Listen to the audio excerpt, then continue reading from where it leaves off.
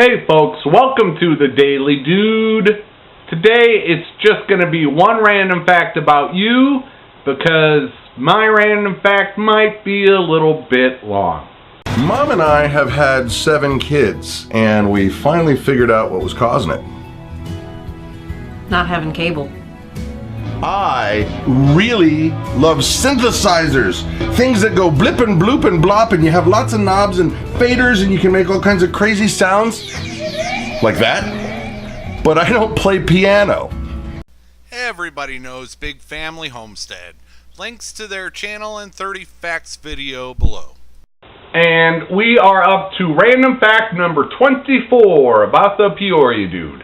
For this random fact, I want to start off with a video. This video is a video of me from 2004. There is a watermark on the video. I apologize for that. The technology was a little bit different back then. But let's take a look at the video to see what my random fact number 24 is.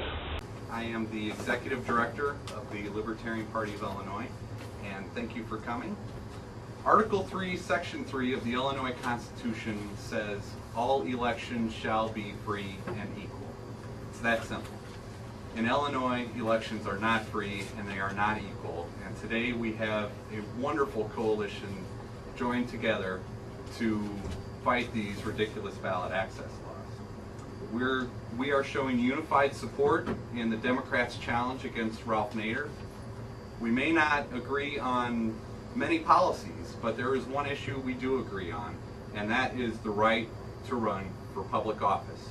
And that right should be equal for anybody, whether they're independent, socialist, Green Party, Libertarian, Democrat, Republican.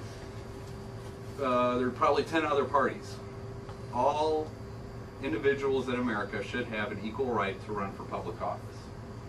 Illinois has some of the most anti-democratic ballot access laws in the United States, not only in the United States, but in the entire world. We have men and women in Iraq right now fighting to install democracy. The proposals for their democracy include proportional representation, and they also have the same ballot access laws for anybody to run for office. That is something we don't enjoy here in Illinois, yet we're halfway across the world trying to install a democracy which we don't even enjoy right here in Illinois. Yep, the duder was involved in politics. All this stuff, all my random facts up until now, that was until the age of, before the age of 30 or 31. And the hotel career and selling filters for a few years and the college and all that stuff was before the age of 31. So you can see how active I was and just how active I was about to become. I got more involved in the Libertarian Party around 2000, 2001. I had explored them as an option since 1996 when I saw Harry Brown speak at their convention. It was just, there's more to life than selling hotel rooms and air filters, and I went out there and, I like a challenge. And you don't get a much bigger challenge than being the executive director for a state libertarian party. And so that's what I did for a few years. I was also involved, I was the secretary for the state party. I was a vice chair of the state party. I was the only paid employee in the state of Illinois. People seem to think the Libertarian Party is bigger than it actually is. There's only, maybe 10 states that have one full-time employee working for them. The Libertarian Party, 99% of it is all volunteer. So as the executive director, let's see, I'll tell you this, they hadn't seen anybody like me before, and they haven't seen anybody like me since either. I consider myself politically independent now. I have libertarian leanings, but there's good you can find in any type of political persuasion, I believe. But mostly I'm about freedom and live and let live, as the dude philosophy would dictate. But as the executive director, I just did everything and anything I could to get us involved in politics. That clip you saw was from 2004. What was happening is that the Democratic Party of Illinois was kicking Ralph Nader off the ballot. They do that. It is extremely hard in Illinois for any type of political competition to get on the ballot. So that was one of my main areas as the executive director was, trying to convince these career politicians to make our democracy democratic again instead of these rigged elections. So, and some of them listened to me. I was able to create the Illinois Free and Equal Election Coalition, a Democrat state rep from the Quad Cities area and a Republican state rep from the suburbs of Chicago introduced a bipartisan bill to reduce the petition signature requirements. That was one of the bills I worked on. Of course it didn't pass. Michael Madigan would never allow that. And, I bring up his name. That's one of the reasons why I don't use my real name is, you stir things up with a guy like Michael Madigan who's been in office since 2 months after I was born. I'm just lucky the guy, he doesn't believe in using computers. He doesn't believe in using cell phones, and he doesn't believe in using the internet. That sounds like somebody hiding something, kind of like a mob boss to me, but hey, what do I know?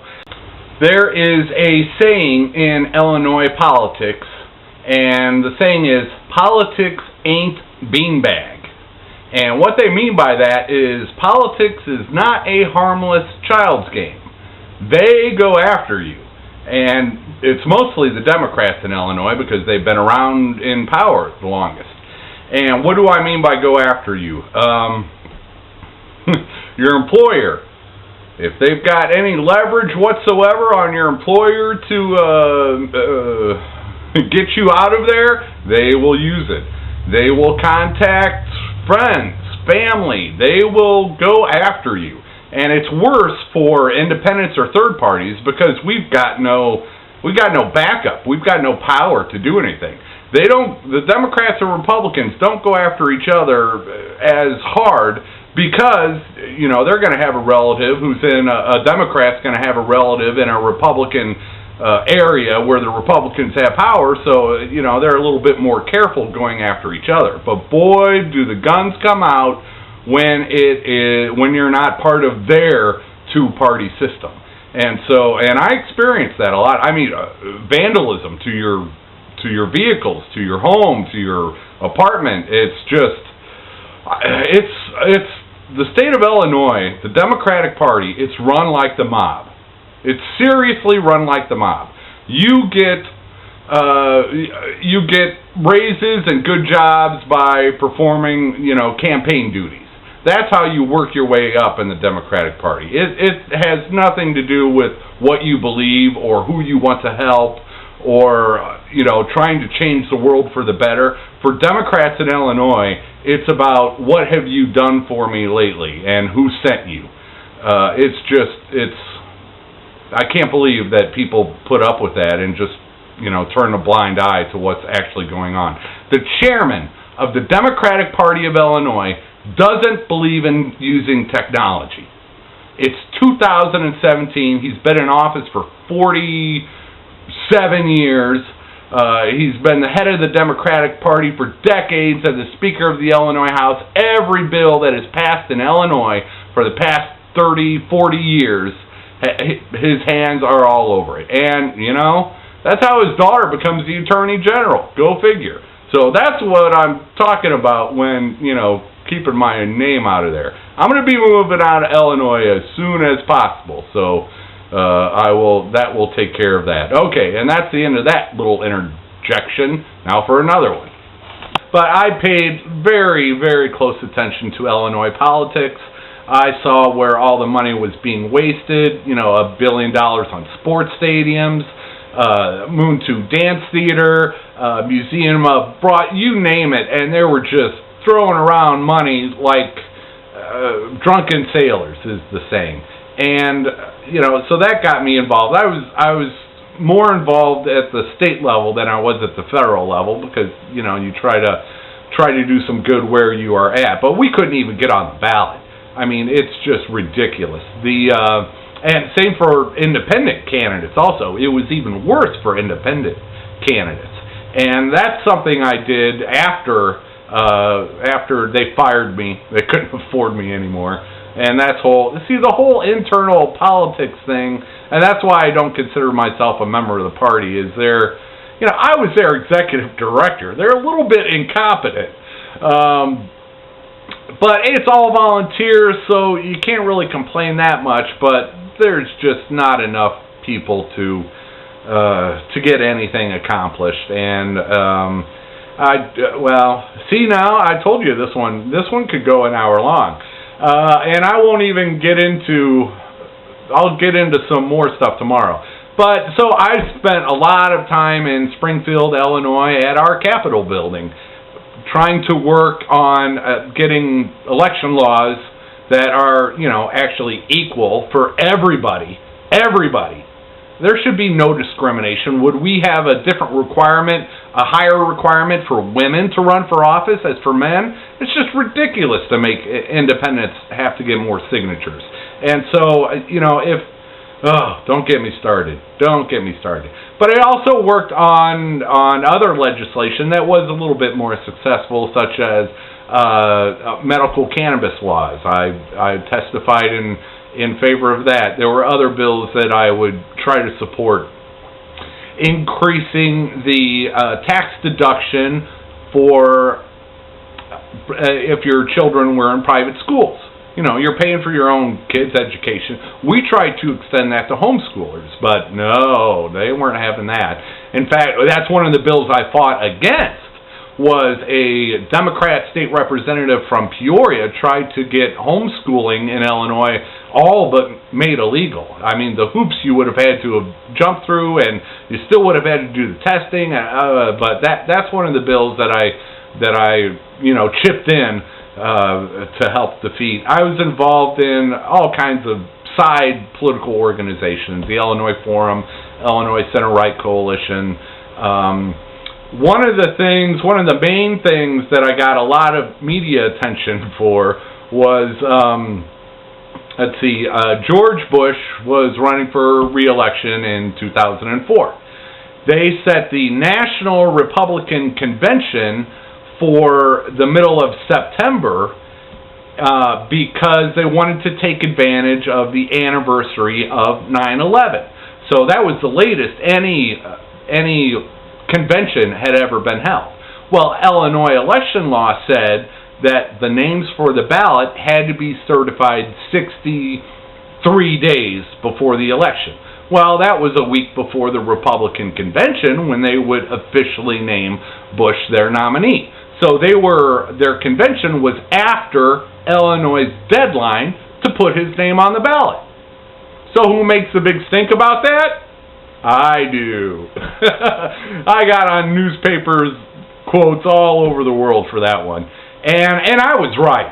That's just you can't ignore the rule of law, especially for something as important as presidential elections. And so, of course, the Republicans expected the Democrats, who were in charge of Illinois, to change the law for them. And of course, the Democrats, they're not gonna keep Bush off the ballot. But what are they gonna do?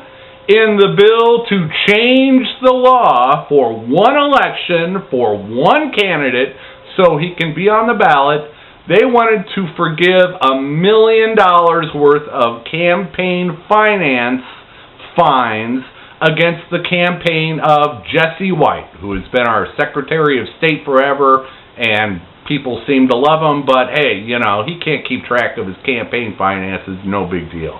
So in exchange for putting Bush on the ballot, they wanted the Republicans to agree to, just ignore $1 million worth of campaign fines, no big deal.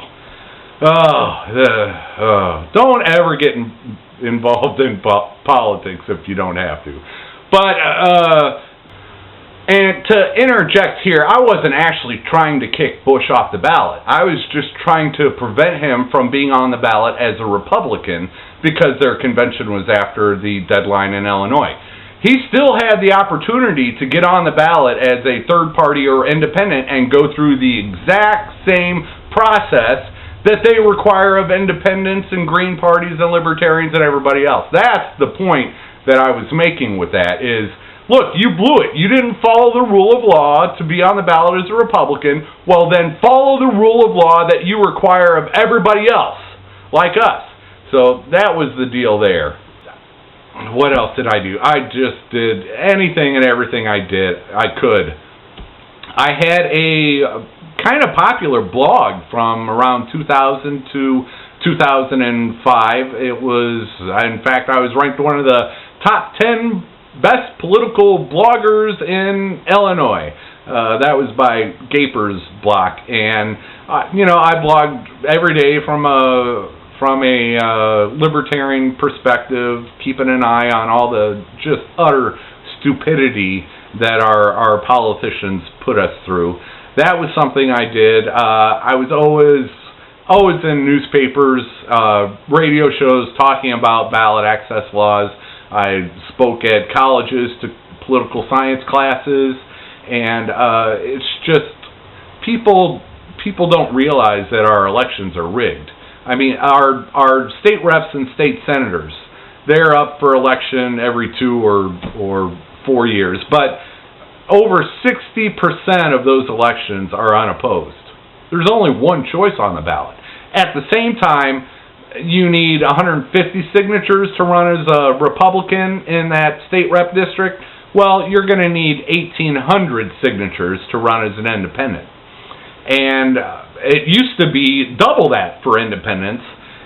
That's one thing. After I left the Libertarian Party as an independent, I filed to run for governor of the state of Illinois as an independent against Rod Blagojevich, who's in jail, and Judy Bartopinka.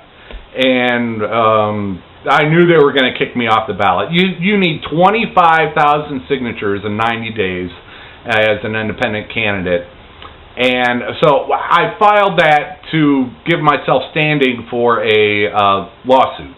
And sure enough, about 6 months later, the 7th Circuit Court of Appeals in Chicago, one step below the U.S. Supreme Court, 7th Circuit Court of Appeals in the case Lee versus Keith, ruled that Illinois election laws had been unconstitutional and they had illegally kept independents off the ballot for 25 years. Not one independent candidate on the ballot in Illinois for 25 years. The courts finally, it gets so bad that even the Democrats and Republicans on the courts have to admit that the elections are rigged. But, as far as I'm concerned, everybody who's ever been involved with a law like that keeps competition off of our ballots, impeach them all.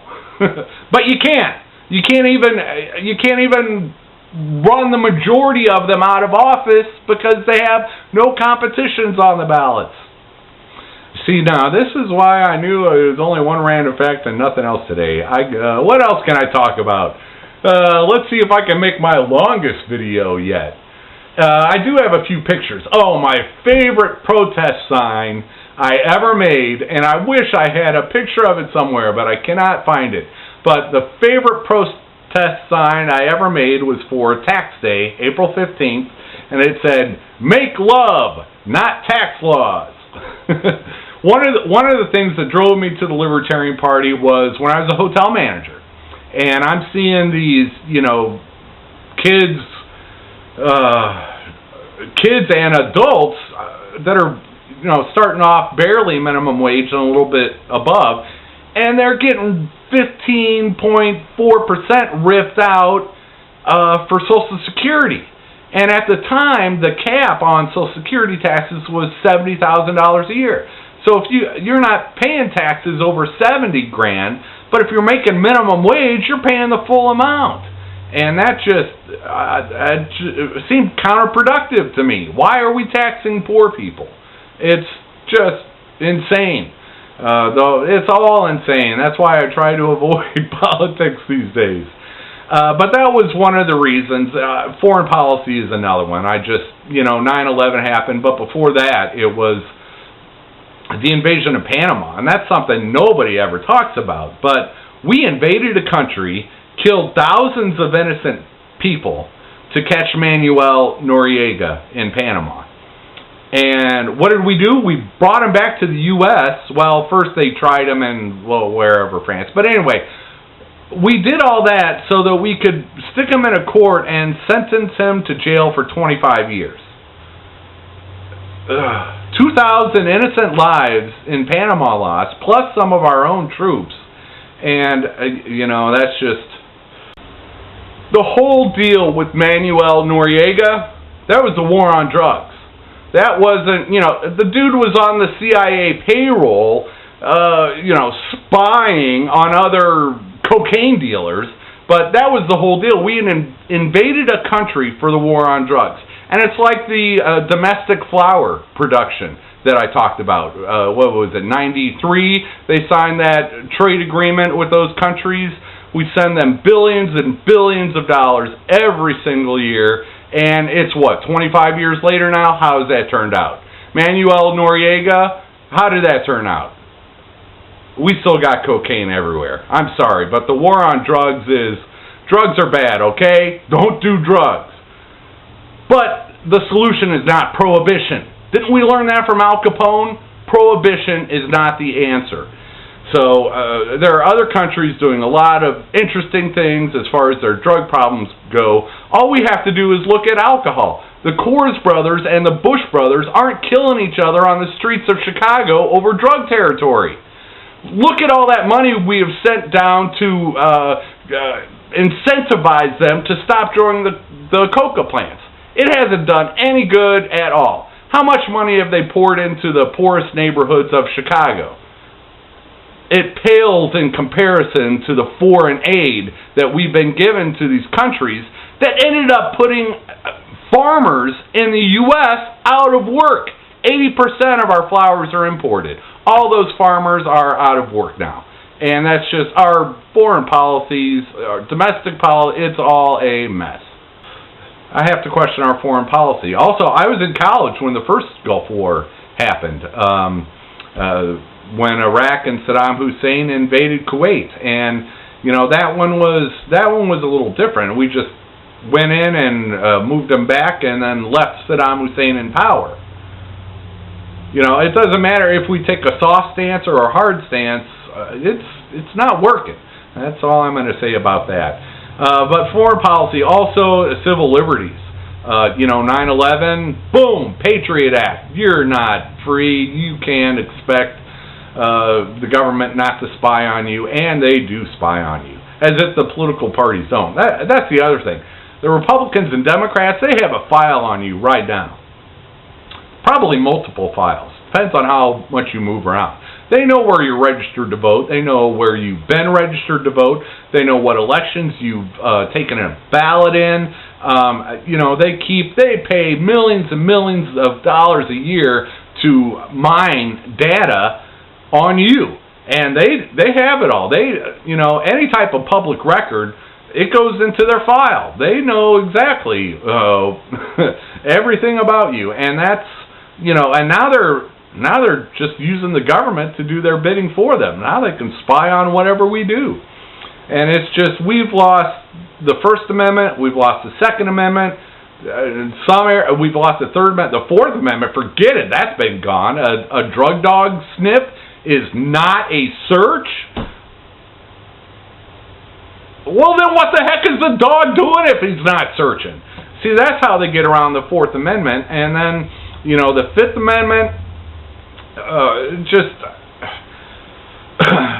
they're going to take your information whether or not you think it's private or not. It's all a mess. And so I'm trying to stay out of it. That's move to the country, stay out of it, because their system is going to collapse. It's just, Who knows? Print more money, print more money, print more money. Borrow more money from China, borrow more money from China. That's all we're doing. Illinois hasn't had a budget for 2 years. The pensions are out of control. Everybody is in debt. Just to catch up on bills, everybody in Illinois needs to pay $1,200 right now, just to catch up on bills. Another $1,200 per year to keep the budget balanced. Then you look at the pension debt, $40 grand for every man, woman, and child in Illinois is the debt right now. That's the pension debt. We've also promised those government employees free health care for life, so double that. They've already spent $80,000 of everybody's future income taxes. And we're just sitting around like, oh, no big deal. We'll keep voting for the same idiots that are, ruining the economic future of our children. And, don't get me started on colleges. It's just unreal. It was different in when I was going to college, but today you've got they ran up the cost of college because everybody should go to college. They can't even graduate half the kids out of high school in Chicago public schools, and they want everybody to get a free education. Why don't you fix the high schools first? You can't even do that. Why? Because see, this is going to be an hour long. Grizz, you might like this one. So I wonder how many subscribers I'll lose after this massive rant. But yeah, Peoria dude for president. Nah, I'd never run for president. Vice president, maybe. Nah, I'd never run for vice president. I really never. I filed to run for office without having enough signatures and got kicked off every time. It was, more to set up standing for legal cases, which, Illinois just. Election law after election law after election law has been ruled unconstitutional. They violate the U.S. Constitution repeatedly to keep political competition off the ballots, and nobody cares. I tried my best. I went all out, and people, they don't care. They don't care that our elections are rigged, and it's sad. And there's nothing, we get all... That was one thing. Is the 800 number for the Libertarian Party rang at my place because I was the only full-time employee. And just the stories I heard from people who had nowhere else to turn. I just can't get into that. But, I would get calls from people they needed a change in the system. And there was nothing I can do except... go set myself in front of a microphone and see if any reporters would listen. But that's one thing I think I did better than anybody in Libertarian Party of Illinois had done, was get out there until the internal politics starts getting involved. And no, you can't do this, can't do that. You have to get this approved before you say this. And it's just, what are you, the Republicans and Democrats with this stuff? Anyway, okay, I think that's about enough for now. Tomorrow I'll get into a little bit more. Oh, well, no, I got to mention one more thing. In that time in Springfield, I talked about the Democrats putting Bush on the ballot in exchange for those that $1 million of ignoring fines. Well, the committee that bill was assigned to was in the Illinois Senate. It was the Local Elections Committee. And who was the chair of the Local Elections Committee at that time?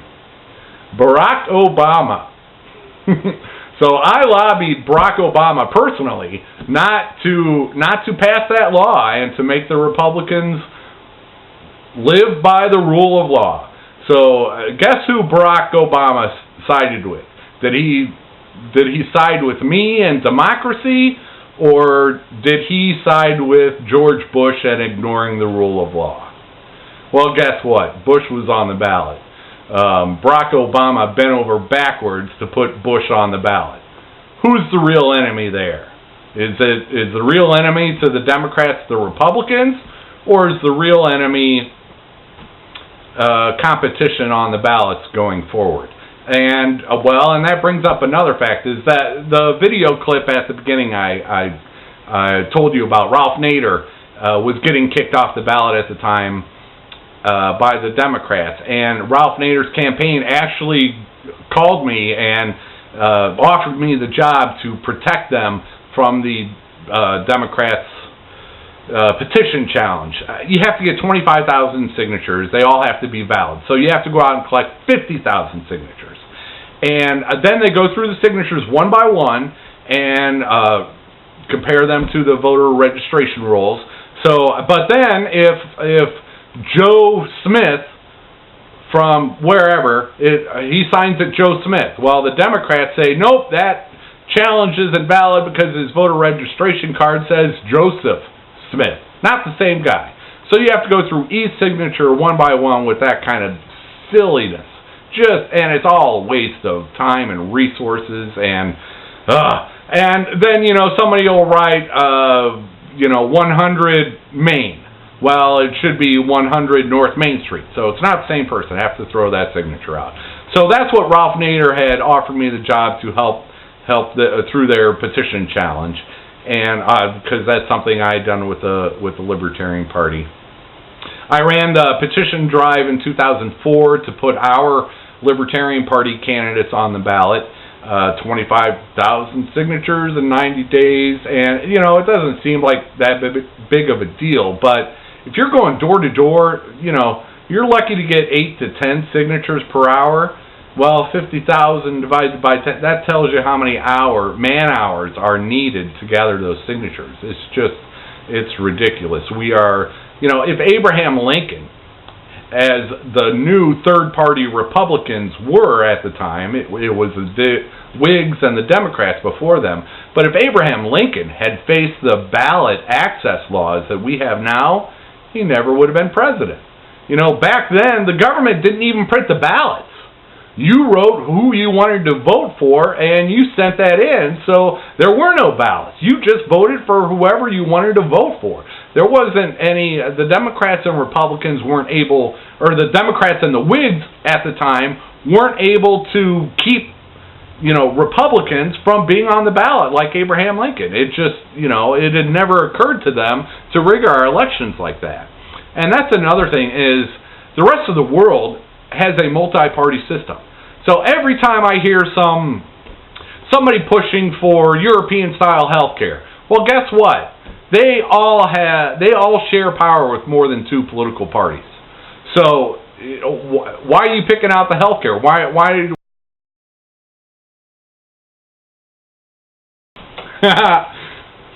Figures, my battery died somewhere in the middle there. That should be a sign from somewhere to shut up. And I normally do. Politics gets me so worked up, and there's so little that anybody can do. Okay, saved by the dead battery. Lucky for you. I was just about to go off on how everybody wants European-style health care, but proportional representation for our elections, and no, we can't have that. And this whole Russia thing right now makes me laugh. Democrats, get your heads out of your rear ends. You rigged the primary against Bernie Sanders. Oh, that's not a big deal. But hey, the Russians hack your emails and, we got to impeach everybody. Give me a break. You've been rigging the elections all over the United States since the Civil War. You don't care about the integrity of our elections or whether or not Russia interfered. You don't care. You just want to stick one to the other team. It's pathetic. You're better than that. We're all better than that, and we all deserve better than that. And that's my epic political rant. Take care. See you tomorrow. Always use a wind filter.